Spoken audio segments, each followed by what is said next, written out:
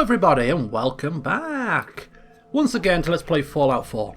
Now today's Fallout 4 session is going to be different than the norm.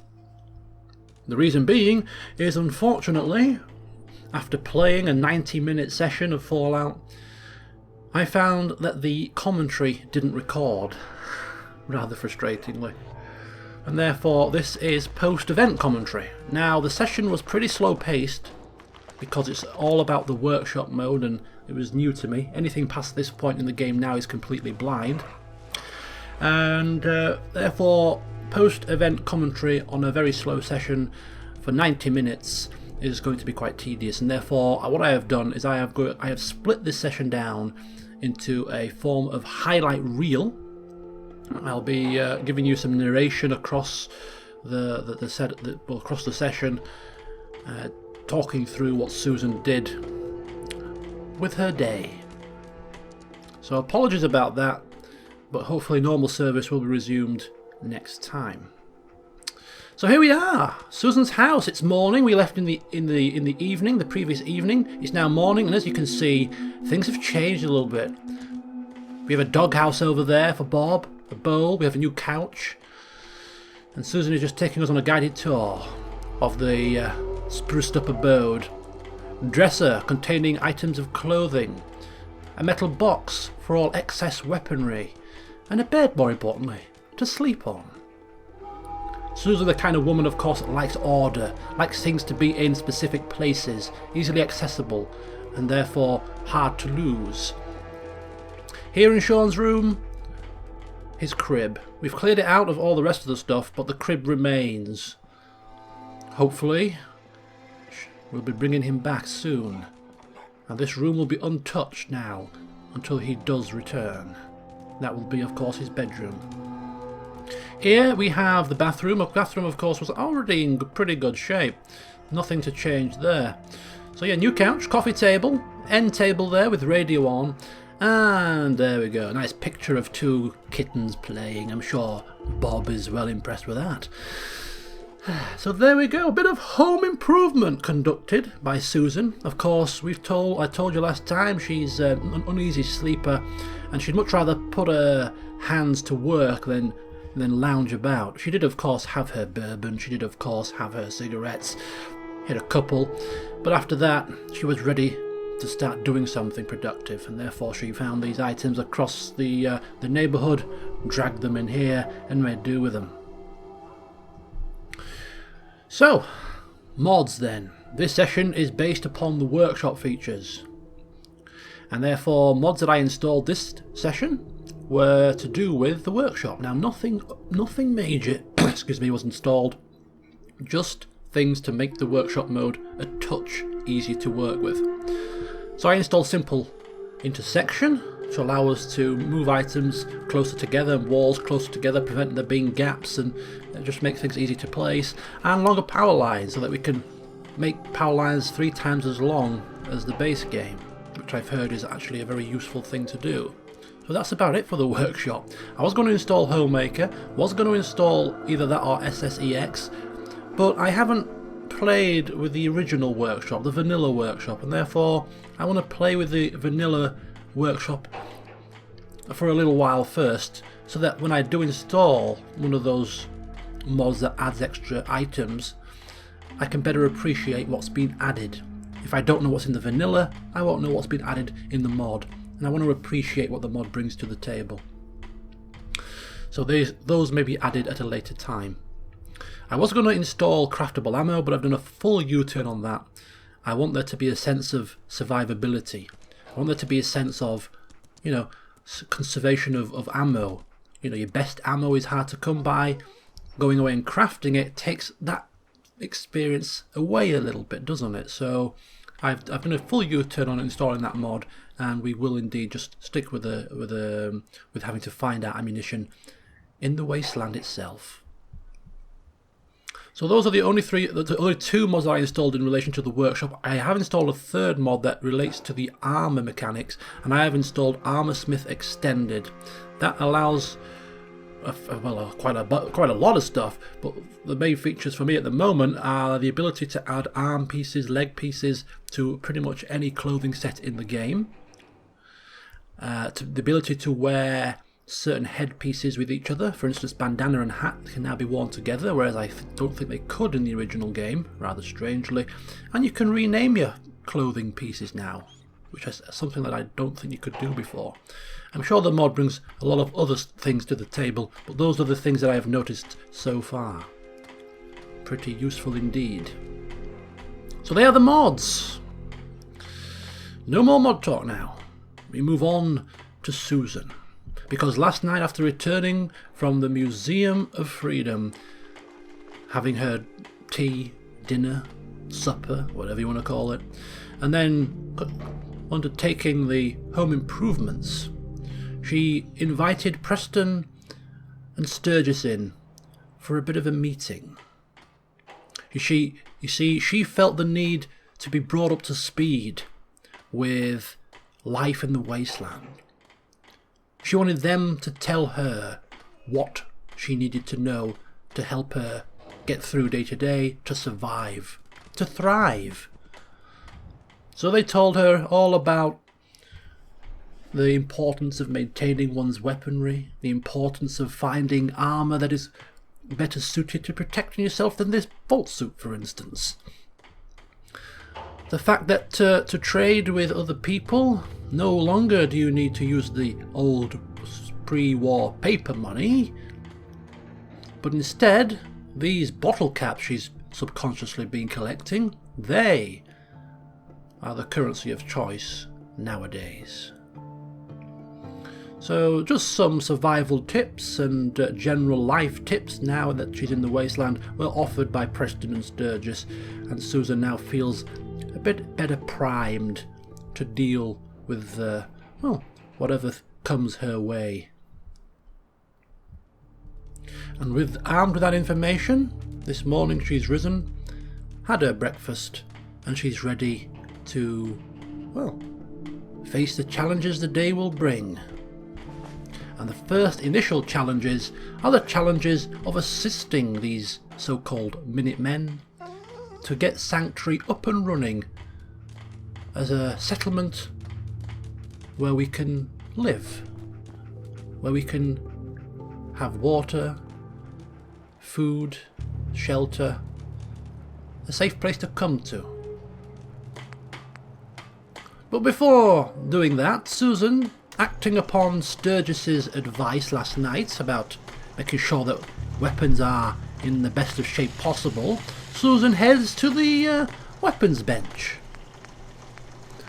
Now, she is not well versed in the art of hands-on work, and therefore any perks such as gun nut, science, etc. needed to craft the higher level mods, she will not be getting those perks, and therefore Susan will only ever be able to craft the basics.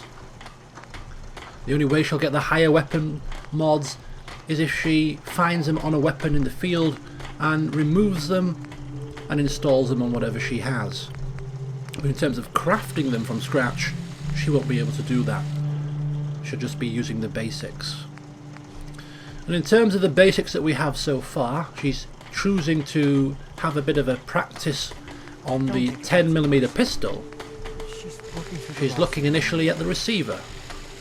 A variety of receivers, some increasing the weight but increasing the damage as well, some making it lighter, some making faster fire rate. Susan choosing to install the hardened receiver, which just offers better damage.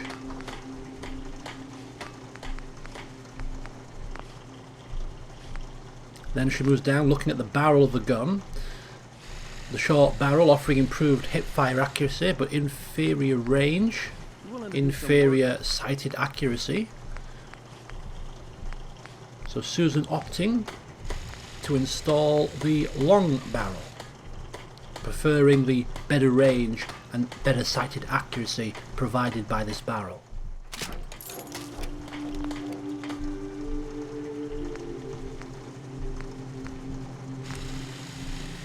Moving on to the grip, the Comfort Grip, offering improved recoil and improved hip-fire accuracy. No brainer.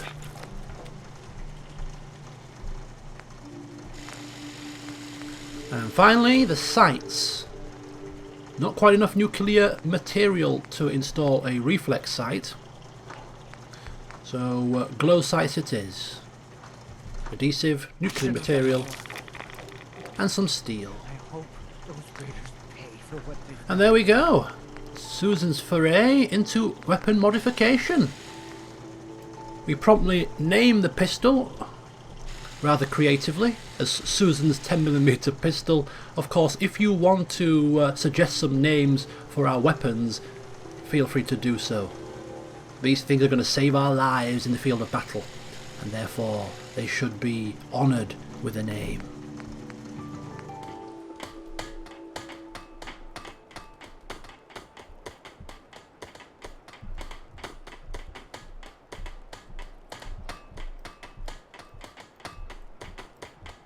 What kind of help do you need? Well, for starters, we could use some real beds. We've been sleeping on the ground for too long.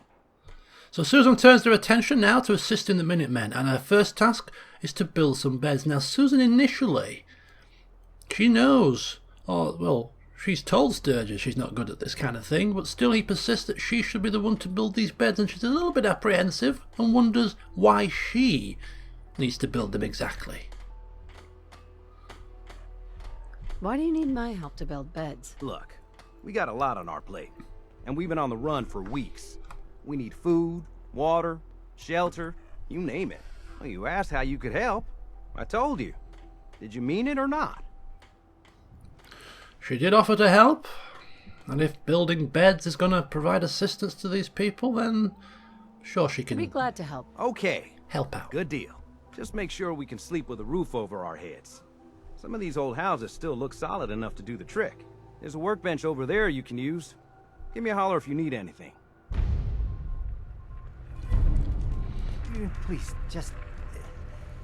I need to be alone right now. So before getting on with that, Mama Murphy is on her own here. You're tied to this place, kid. Your energy.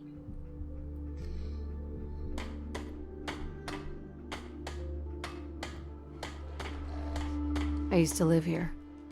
A long time ago. Ah, but the distant past ain't so distant for you. I saw you leave that icebox. This whole world is like some bad dream you can't wake up from, isn't it? The sight can help you, kid. It always has answers. Just gotta bring me some jet so I can see what it wants to tell you. Now Susan has already made her mind up here. And the reason why she sought Mama Murphy out now, while she's alone in this room, out of sight of the others, is because she's decided that, well, she needs to give this woman some jet. She's made mention of our son, predicted the arrival of the Deathclaw, and she's also mentioned the icebox. She seems to know where we've come from, and therefore there's just too many coincidences here for this to be a falsification, and therefore, well, she's going to be given some jet, and Susan is going to hope that she can provide some further information into the whereabouts of her son.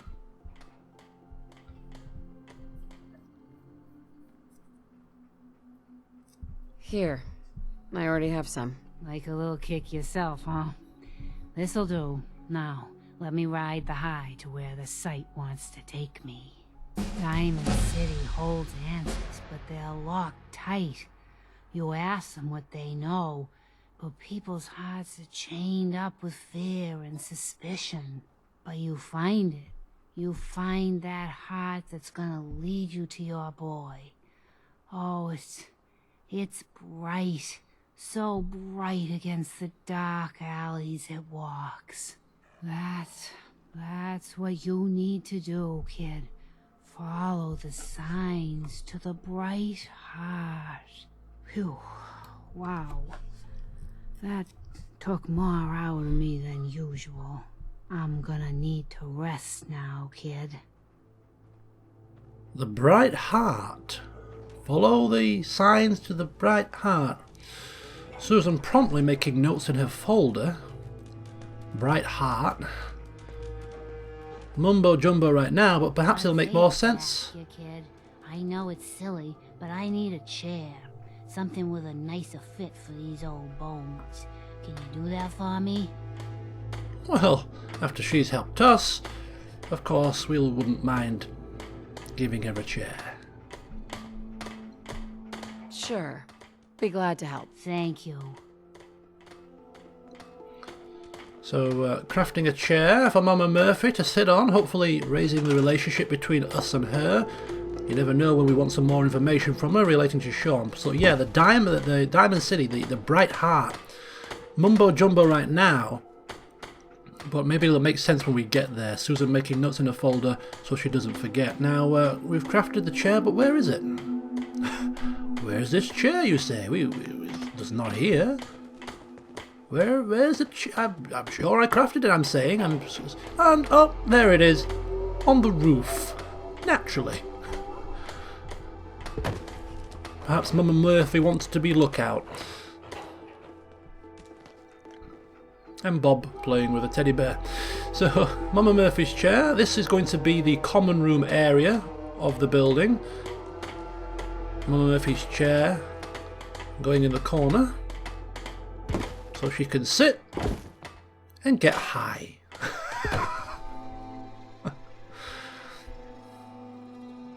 And, yeah.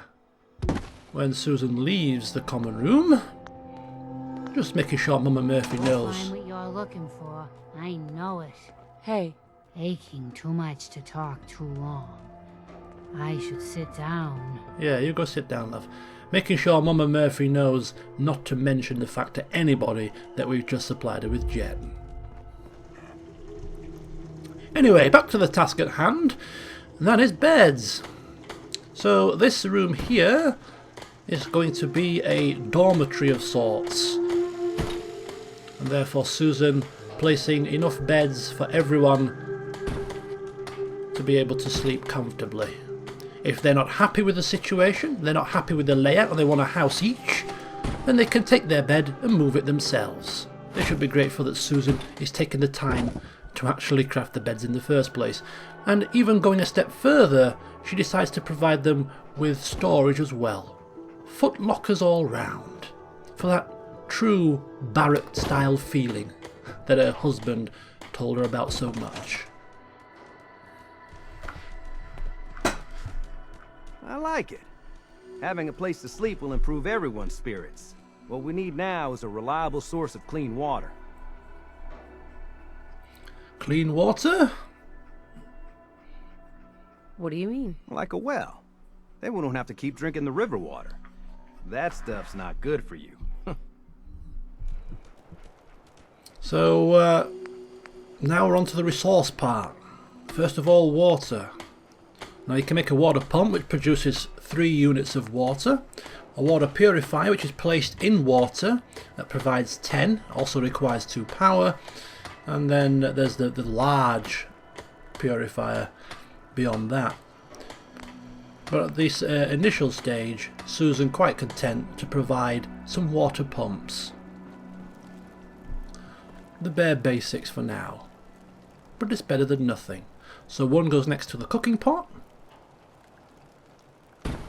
Handy to use when you're cooking, a bit of water to boil your food.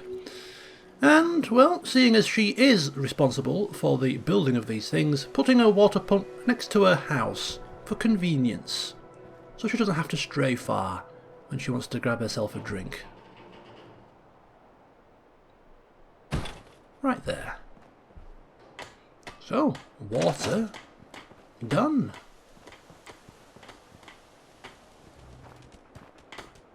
I feel better already, knowing we have a reliable supply of clean water. I hope you don't mind me asking for some more help, but our food supplies are running low. If we're gonna settle here, we'll need to get some crops established. What kind of crops are you looking for? It doesn't much matter.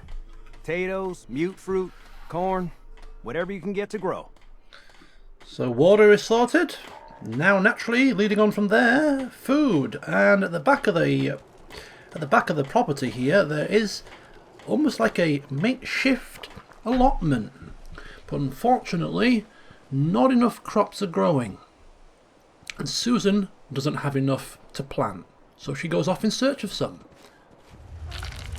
Now she recalls seeing a gourd in an ice box or a cooler box down here underneath the red rocket. So she heads here and picks it up. And then decides to head into Concord to look for the other items of food. And rather conveniently, notices in the distance, whilst scavenging around the town itself, some kind of a figure.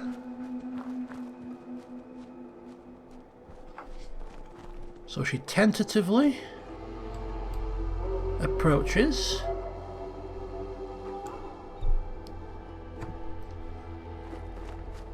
Just wondering who this person might be, and taking no chances, she draws her weapon.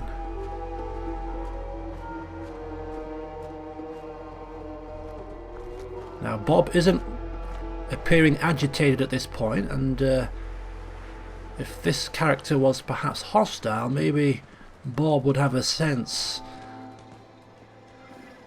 and alert Susan to that fact. So she's a little bit comfortable now, a little bit more comfortable approaching. Excuse me. So what's your story? Looking to trade? Rob me? Or just ask directions to Diamond City? Bingo, Diamond City.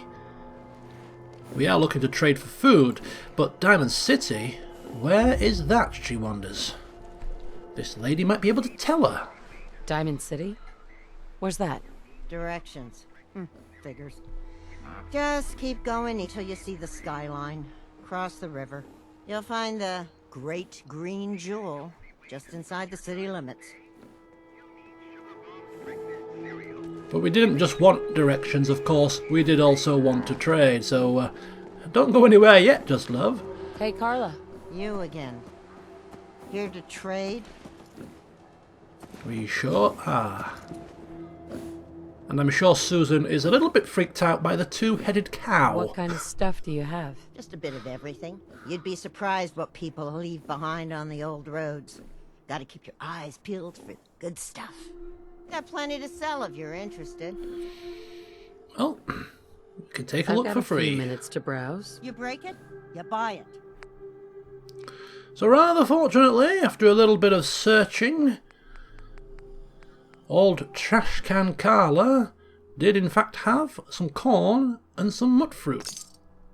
Combine that with the gourd, and our little allotment might just be sufficient enough to keep us fed.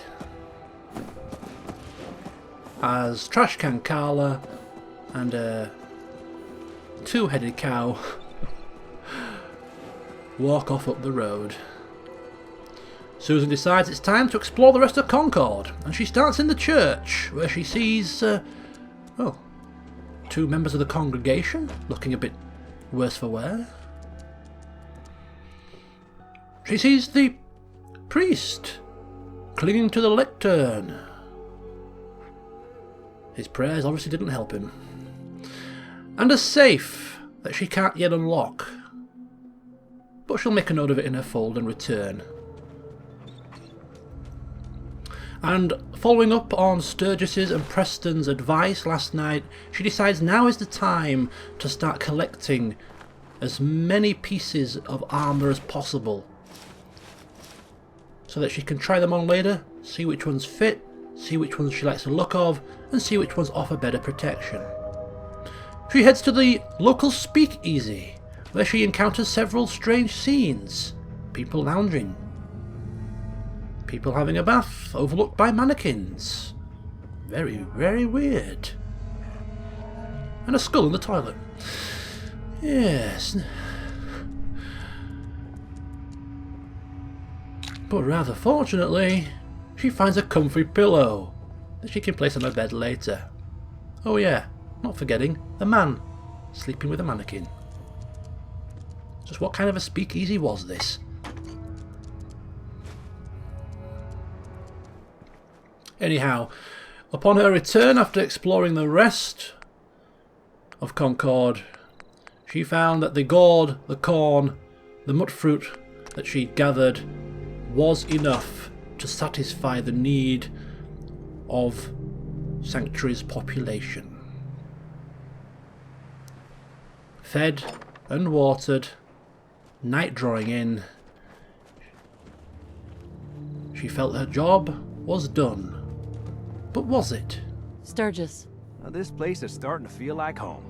Now that we can grow our own food, I think we can really make a go of this. Trouble is, the more we establish ourselves here, the more of a target we become. What we need is to get some defenses set up. Then maybe Preston will be able to relax a little bit. What sort of defenses did you have in mind? Walls, sandbags, turrets, whatever you can put together. Well, Susan thought that would have to wait till tomorrow because, well, she's done enough for today and it's time to retire for the evening. Trashcan Carla. How on earth did you find us, she wonders. Yeah. But it's no problem. We can trade with her at will, hopefully if she stays. And just what the hell is John Lawn doing in our house? Perhaps he just wants to talk. He seems a bit down. So Susan retires for the evening, shares some food with John, shares some bourbon with John, and they talk the evening away Some days are harder than others, about but even the hard days get easier. those they've lost.